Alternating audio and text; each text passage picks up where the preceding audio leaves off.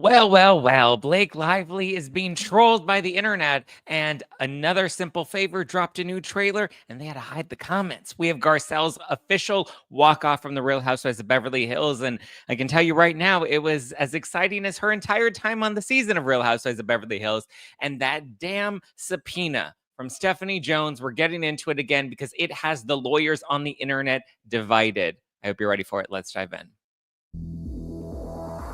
You're listening to No Filter with Zack Peter, your go-to source for all the latest pop culture and reality TV tea, served fresh all week long. Now, let's dive in.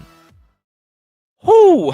What's up, guys? We have a very short and sweet episode of No Filter today because I forgot that I have to be in studio to tape the Pop Report in like an hour. So we're gonna have a short and sweet episode of No Filter, and then I have to go. There's a Vanderpump Rules, or not Vanderpump Rules, Vanderpump Villa party that Hulu invited me to, the premiere. So me and Chef Stu are going. We're gonna put on our. I'm bringing my friends and I'm wearing my florals, and we're gonna celebrate the premiere of Vanderpump Villa. A very, very busy week here. And I have to tell you guys, next Tuesday, a week from today, there's a very special, exciting announcement. So you're going to want to tune in to the show next Tuesday. Very, very special announcement. I hope you're ready. I'm excited. I've had to keep my mouth as quiet as can be. But next Tuesday, I finally get to make my big special announcement. Make sure you wear a cute outfit. I am going to wear a cute outfit. I bought a cute outfit yesterday. I got really high. There was this brand, well, not really high, but I got a good vibe going. There was this brand, Out of Office. They sent me these gummies, and I was like, "Oh, let's try it." But it had 3 milligrams, and so I was like, "That's nothing." A 5 milligram is okay, but 3, I could take 2 of those, and so I took 2 of them, and then I went shopping at Nordstrom, and I bought all these new clothes, and then I went to Target for some reason, and I went to Target and I bought steak for dinner. Who buys steak at Target? Me, apparently. Tanning lotion, because I'm getting not a farmer's tan, but what is it called when it's not? Because this is a farmer's tan, but I've been wearing a lot of tank tops lately, so just my arms are tan. I don't know what that tan is called. But so I got tanning lotion, steak, and then I thought they were sparkling waters, like a La Croix, but it was not La Croix. It was an energy drink. And so, yeah, I came home and I had 2 more gummies and an energy drink, and it was quite the adventure. So, yeah, Holly Beal says, so close to 100K, Zack. I know, Holly, I know. Guys, we're so close to 100K. Hit the subscribe button if you have not subscribed yet. Get it, get it, get it. Love you, appreciate you, and all the support that you've continued to show me this year. And just, the culmination of the last 10 years of having No Filter. Hi, Alyssa. Alyssa says, happy to catch you live again. Thank you. No, that's not a farmer's tan, guys. A farmer's tan is where you have it here it's halfway down your arm. But when you have the full tan, that's not called a farmer's tan. When your full arm is tan, that's not a farmer's tan. A surfer's tan? No, that's not a surfer's tan. Surfers don't wear shirts. What are those tans called? When you have the tank top tans, the wife beater tans. I don't know. Somebody Google it. Okay. Some stuff to get into. We got a clip from Real Housewives of Beverly Hills, Garcelle Bouveau. Is that how you say it? I always want to say Garcelle Beavis, because that's kind of what it looks like. It looks like Beavis, but obviously we don't. Well, actually, that would make sense because she could be Beavis and Sutton could be Butthead. But so together they're Beavis and Butthead.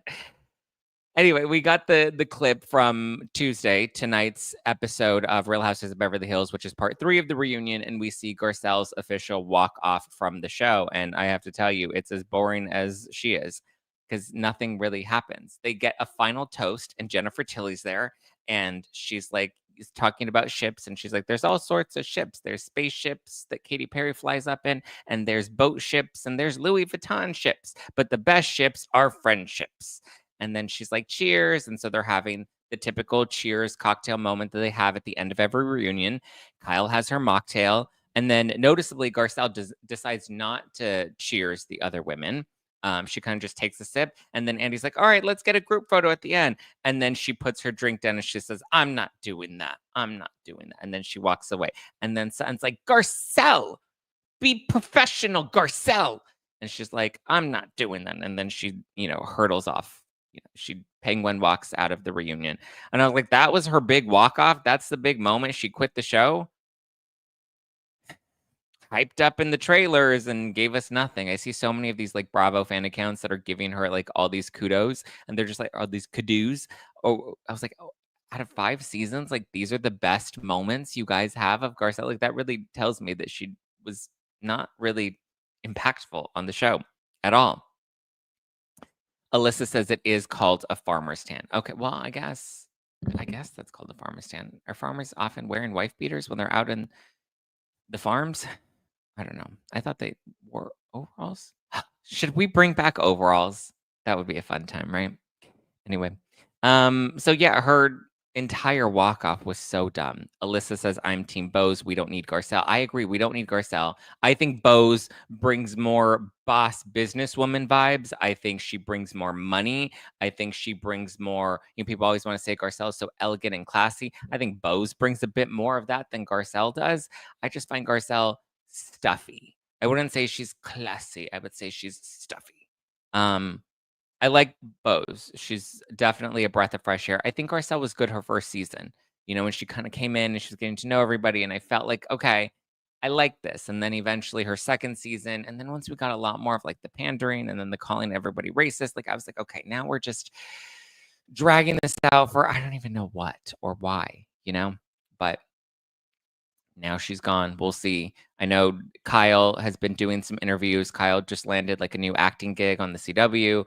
Erica's been doing some interviews, and Erica has been talking about how she wants some, new blood on the show, fresh meat coming on, which I think will be good. She says it's going to be interesting to see Sutton without Garcelle.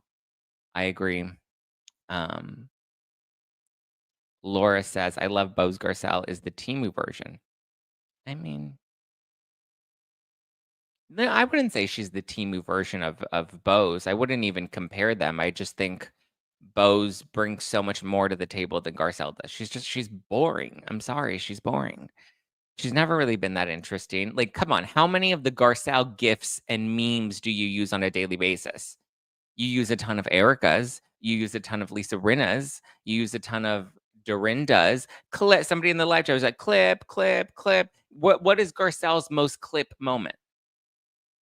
The only time you put Garcelle and clip together when her scene started and you clip the TV off, You clip to fast forward to the next scene.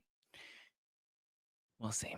Laura says, I wonder if the next season will be Sutton's last. We'll have to wait and see. I don't know. But if you're a Housewives fan, tonight is the conclusion of the Real Housewives of Beverly Hills reunion. I'm assuming Miami is going to be coming next because we know that finished filming a long time ago. Potomac, I believe, is in production. Atlanta's airing right now. My prediction is Atlanta's going to circle the drain now that Kenya's gone. I don't think people care to keep watching Real Housewives of Atlanta. I think Kenya and the drama with the photos at the hair studio launch party, I think that whole hype has died down. It was too early in the season, and we don't have Phaedra for a minute. So, I mean, if anything, maybe people tune back in once Phaedra comes back on the scene. But I feel like as of right now, there's nothing really keeping people hooked to keep tuning in. What else? We have Summer House, cute. Southern Charm, I think, ended. Was it Taylor announced that she was leaving? I didn't even watch this last season of Southern Charm. That's how uninterested I kind of was. Yeah, I don't think there's what else. So Miami's supposed to come back. Salt Lake City's currently filming. Potomac's currently filming. We don't know what's happening with New York. I think New York has officially been put on pause. I think it's safe to assume New York has been paused. Holly says Real Houses of Atlanta is dead. Yeah.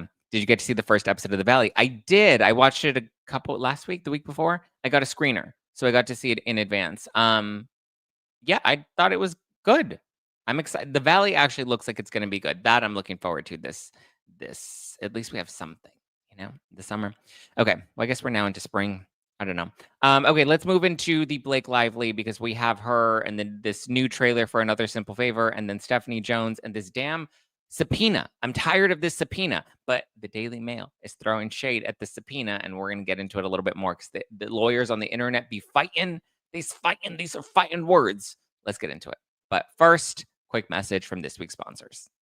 Let's talk about weight loss. We all know somebody taking the Zempic or something similar to shed the pounds, right? Well, now it's a staggering 13 million Americans who are taking a drug for a disease they don't even have. Talk about scary. There are now class action lawsuits linked to side effects for non diabetics like gastrointestinal issues, pancreatitis, kidney problems, and even some cancers. I know we all think we're invincible, right? But do you really think it's worth risking your health? Do you struggle with cravings, have a slow metabolism, maybe some stubborn fat? You're not alone. The experts at the wellness company's medical board have developed a new, safer option to help curb appetite by working with your body's GLP-1 hormones without a prescription or painful shots. Introducing Drop, a breakthrough GLP-1 peptide that targets hormones to assist in improving metabolism and blood sugar balance, plus hunger reduction. Just a few flawless drops in your water each morning for some serious weight loss on your terms. Summer's around the corner, and if you've been looking for an alternative that doesn't involve shots, it's time to drop it like it's hot, minus the needles. Head to twc.health/nofilter and use code NOFILTER to save $75 off your first month supply. That's twc.health/nofilter and use code NOFILTER to save $75 off your first month. Go right now. Make this your best season yet with nutritious 2-minute meals from Factor. Eating well has never been this easy. Just heat up and enjoy, giving you more time to do what you want. Get outside instead of prepping and cooking indoors. Factor meals arrive fresh, ready to eat, perfect for any active lifestyle, like mine. With 45 weekly menu options, you can pick gourmet meals that fit your goals. Choose from Calorie Smart, Protein Plus, Keto, and more. I'm currently on the Protein Plus. We're trying to bulk up, right?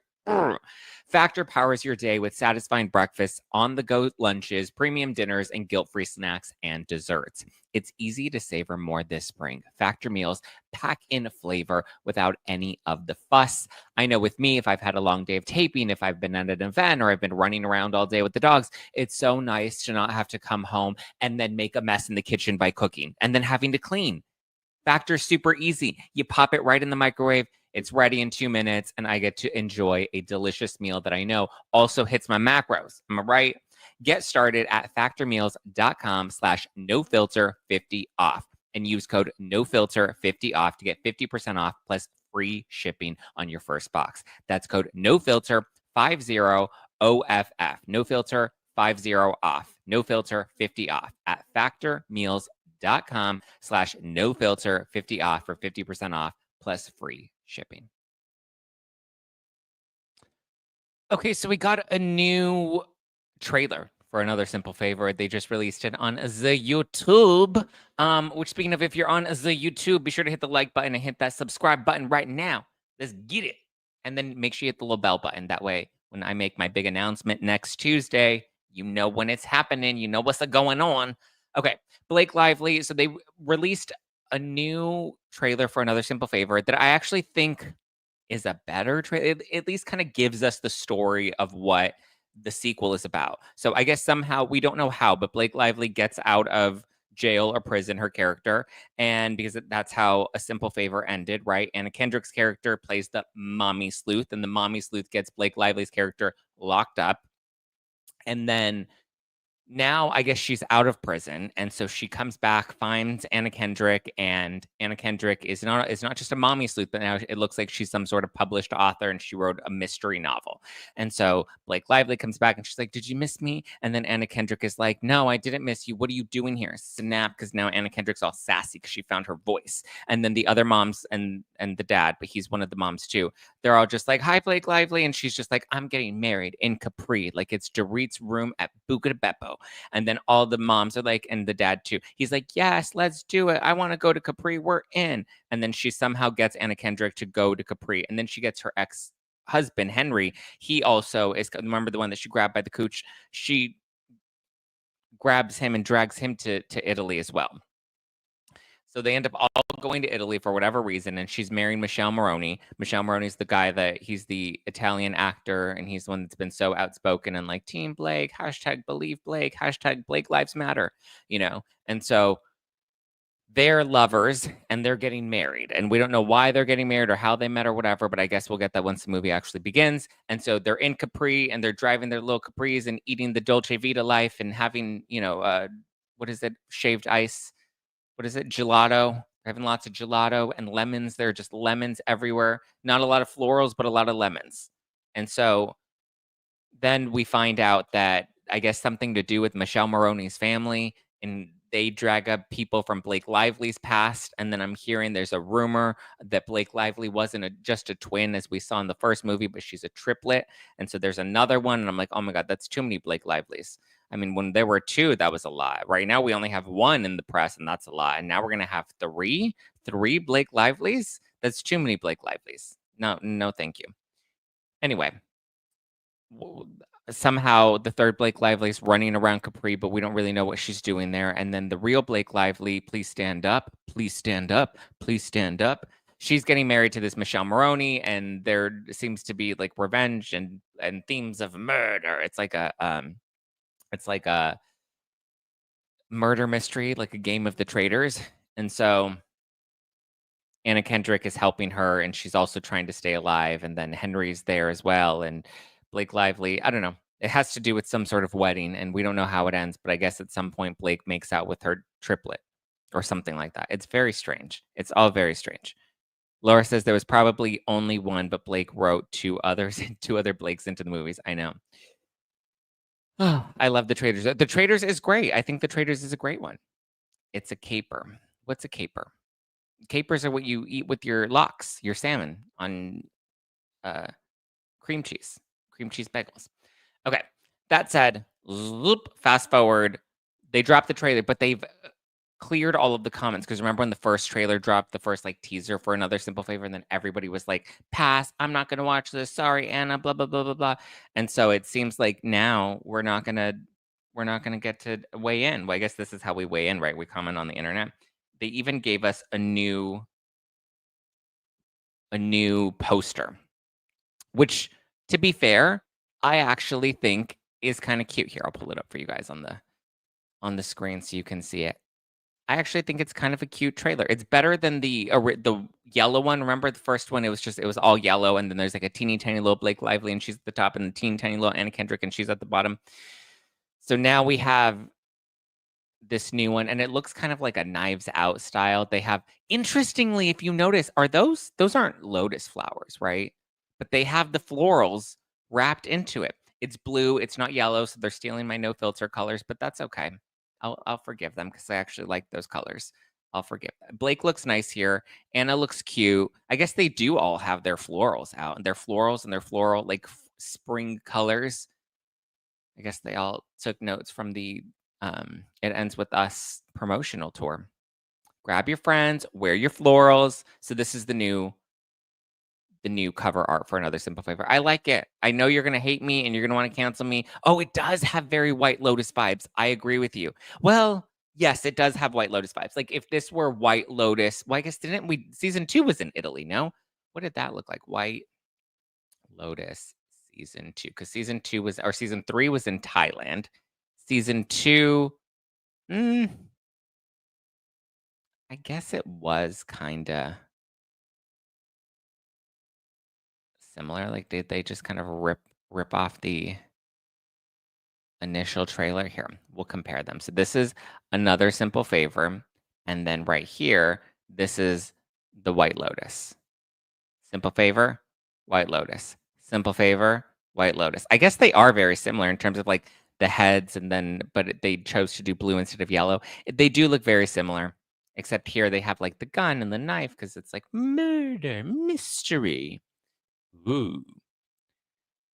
Tiffany says, "Yep, they copycat the White Lotus." Well, I mean, I guess it is kind of White Lotus-y, like the theme of it.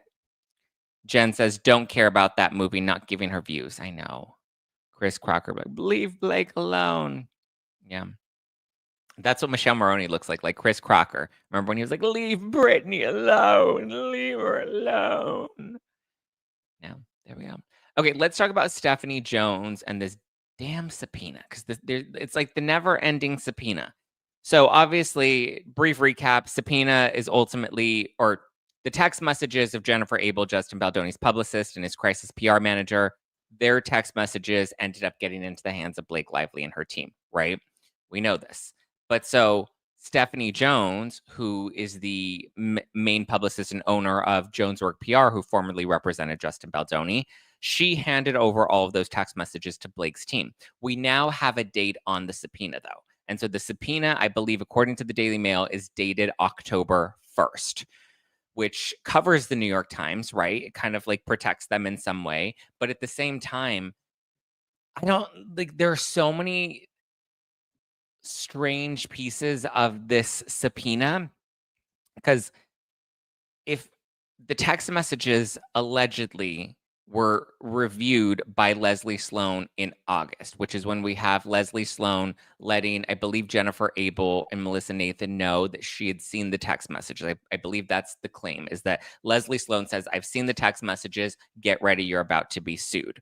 Okay. That happens in August. Now, to be fair, if Leslie Sloan said that in August, I wonder if that then opens them up to the argument to say, well, see, we were planning on this lawsuit and we were working on it since August. And if that protects them as well.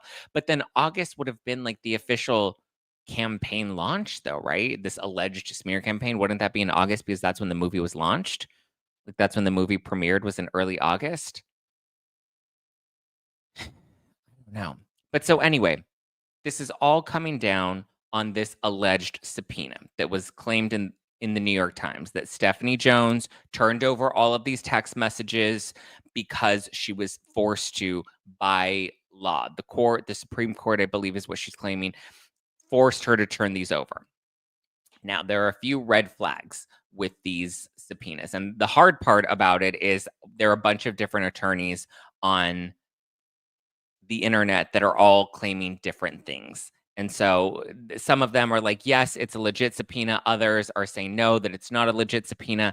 I often like to refer to like the Ask Two Lawyers, but I know even with the Ask Two Lawyers, remember, I had a very different opinion of like the Me Too law or the Me Too privilege that Blake Lively was trying to use as a caveat. She was trying to use that, and they thought that like she was going to get her motion to dismiss because of the fact that it's a strong protection for victims. And I was like, well, no, because that, as Harvey Levin said on TMZ, that's more of a matter of, that's a matter of fact, and the jury determines matters of fact. The judge can only rule based off of the law. So I still stand by my initial prediction that I don't think any of these people, with exception for the New York Times, will win their motions to dismiss. I believe Stephanie Jones, the one who handed over all the text messages via subpoena, wink, wink, via subpoena. She has also, as of yesterday, I believe, filed a new motion to dismiss. So they're all filing these motions to dismiss. As I predicted, I think they're doing this to delay the time and to rack up attorney's fees and to just put on more cumbersome hours for Baldoni's legal team to work and have to try and, make sense of this. And obviously their extension was denied by the judge. So they're kind of having to move forward. Now, I believe the Wayfair parties and Brian Friedman issued a letter to the judge this morning saying that they don't have any plans to file an amended complaint, that their first amended complaint, that sticks and that stands as is. So we'll see where this ultimately goes, but it doesn't seem like they're willing to they don't need to change anything because they, I think, feel pretty confident. Let's see. Were there any updates? Usually they issue statements to TMZ. I haven't seen anything today from Brian Friedman as of yet, with the exception for that letter, which I guess we can pull up the letter. I mean, well, I read it this morning. It's not that interesting, to be honest with you. It's just like, hey, judge, by the way, we're not amending, but I'll pull it up for you just so that you have it here for reference. 1 second. Here we go. It just says, Dear Judge Lehman, as counsel for Wayfair, Baldoni, Heath, Sorowitz. It ends with us, Melissa Nathan. Jennifer Abel. We write to notify the court that the Wayfair parties do not tend to move for leave to amend their pleadings by the April 18, 2025 deadline set forth in the case management plan and scheduling order. The Wayfair parties stand behind the operative first amended complaint and are confident that for the reasons outlined in their opposition briefs, the currently pending motions to dismiss will be denied if the court, so they feel confident that all of like Blake, Ryan, Leslie Sloan, that their motions to dismiss will be denied, which I think it will as well. I think, again, the only one that has a really strong case is the New York Times, but we'll have to wait and see. And so this is the letter that they filed to the judge saying, we're not doing anything. We're not changing anything. Thank you. Love you. Mean it. And so now we just have Stephanie Jones obviously filed her motion to dismiss. I doubt she'll get that as well. But so speaking of the subpoena specifically, so I'm going to pull up this tweet by Leanne Newton. She's just one of my fave go-tos on X. And so I often defer to her because she does these like detailed recaps. I try to get like information from a variety of different people and a variety of different attorneys just so that I'm looking at it from all angles and I see arguments made on both sides. But Leanne's somebody that I really like and I recommend following. But so she recapped it nicely. She said the Daily Mail has thrown some additional details on the subpoena. And see, not only did they throw additional details, but they threw a little shade in it as well. So yes, as I said, it's dated October 1st. So that seems to be when it started, which also kind of protects the New York Times because we know the metadata shows that the New York Times had been working on this since some time in October, later in October. It was allegedly filed in the Supreme Court. She says, but I believe that was misinterpreted and the information says it was issued by rather than filed in. It does not contain a court stamp on it. Brian Friedman categorically states that it makes no sense as there was no active lawsuit, no case number, and Wayfair has never been issued a copy or given notice of this subpoena. Yes, that is true because Brian Friedman represents Jennifer Abel, Melissa Nathan, It Ends With Us, and Justin Baldoni. And so you would think that there would be some sort of formal notice given to them. They would have had a copy letting them know that their information was being turned over. Stephanie Jones never disclosed anything to them, nor did whoever issued this subpoena, this alleged subpoena. Now, I do believe that the subpoena is real, but in my personal opinion, I think that this was done as a formality to cover their butts. It seems like there was a lot of trying to cover their butts that they were trying to do. Leanne continues. She says, if all of that is true, then in my opinion is the same as Friedman's. It has not been properly filed. I agree. I'm not an attorney. Friedman's an attorney. Leanne's an attorney. I trust them more, but just my own layman brain came to the same conclusion they did. It makes sense, right?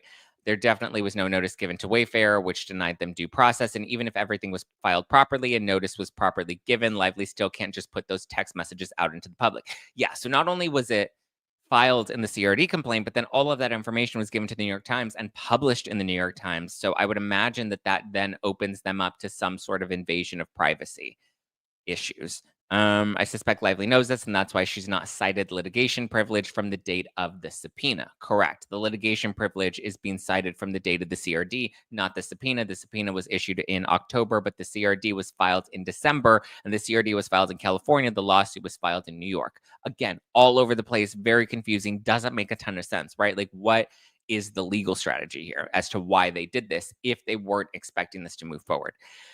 Not much can be done about the texts. They're out for the world to see, but it also supports the assertion that Lively would have had the text to give to the New York Times by or before August 31st. So there's a silver lining. I guess this would prove that she had given the text messages to the New York Times early, is I think what she's trying to prove, which means they had the text messages in October, which is before they would have had the litigation privilege, which didn't come until December, I believe is the argument she's trying to make here. I also suspect Stephanie Jones knows the subpoena may not shield her from duty of care to not share with her employees and client information, and that's why she's citing the Speak Out Act. This act would protect her from breaching NDAs if there were allegations of SH. I don't think she seriously believes Baldoni harassed Lively. She would just know because he was her client for the whole period in question, but exploiting these allegations for her own gain. This is a really good point of Stephanie Jones trying to exploit more of these Me Too style protections because she technically was representing Baldoni up until summer, right? That's when him and Jennifer Abel and Melissa Nathan parted ways with Stephanie Jones and Jones Work PR. So yeah, it would kind of make sense that she wouldn't believe any of these allegations because all of these allegations allegedly were happening while he was being represented by Jones Work PR, by Stephanie Jones. So why wouldn't she drop him sooner, right? If she really was like believing Blake and wanting to protect Blake and all of this. And then here she shows the shade that was dropped by the Daily Mail. And the Daily Mail says so this is a quote from the Daily Mail. The Daily Mail has exclusively reviewed a copy of the purported, I love that they say purported, subpoena dated October 1st, 2024. It says it was filed in Manhattan Supreme Court, but has no court stamp on it. It is signed by an attorney working for the New York law firm of Mannett Phelps and Phillips, who represent Lively and her husband, actor Ryan Reynolds. Now, what's really key about this is one, I love the shade of them saying purported subpoena, but two, we have the official date, October 1st, got it. It says it was filed in Manhattan Supreme Court, but has no court stamp on it. So we don't know if it actually was filed. It may have just been submitted and never was formally received. Like I don't know how court stamps and court filings typically work. But then the other strange part is the subpoena was issued in Manhattan. Well, I guess it's this Supreme Court. But again, that doesn't to me make sense why we then have the California CRD complaint and the right to sue in California if ultimately we're doing all of this in New York in the Supreme Court out of Manhattan. Like a lot of it just doesn't make sense to me. And yeah, and their attorneys are New York based, which I guess makes sense because Blake and Ryan also live in New York. But I don't know. Kat says Stephanie filed her original case in New York Supreme Court in December. Yeah. Maybe it's the CRD. She never submits it. It's all for show. Well, I mean, that's kind of the conclusion that we've all come to. But the crazy part is like, I don't know. Like it doesn't make sense. And I feel like we keep trying to make sense of it, knowing that our gut instincts are probably correct. But at the same time, it's just, I keep trying to find reason within her decisions. Lisa says because Blake is a manipulator and this was all planned, very calculated on her part. That's kind of what we're assuming, that those are the conclusions that we're coming to based off of the information that we have. But Eon says California for the retaliation. Yeah, I mean, we've already discussed that it's probably because of the protections that she got here in California: litigation, free reporting, fair reporting, and the Me Too sexual harassment privilege. Sophie says it's also confused, and I wonder if Blake ever got confused in all of her lies. I'm sure she's still confused. That's why her hair's so big. It's full of lies. That's a Mean Girls reference. Brigitte says, FYI, the New York City Supreme Court is not like what we understand as the Supreme Court of the country. It's basically the highest court in New York State, but not like the Supreme Court taking on appeals. Makes sense. Thank you for that clarity, Brigitte. Okay. So, yeah. So then that doesn't make a ton of sense as to the whole California piece either. If anything, it makes even less sense.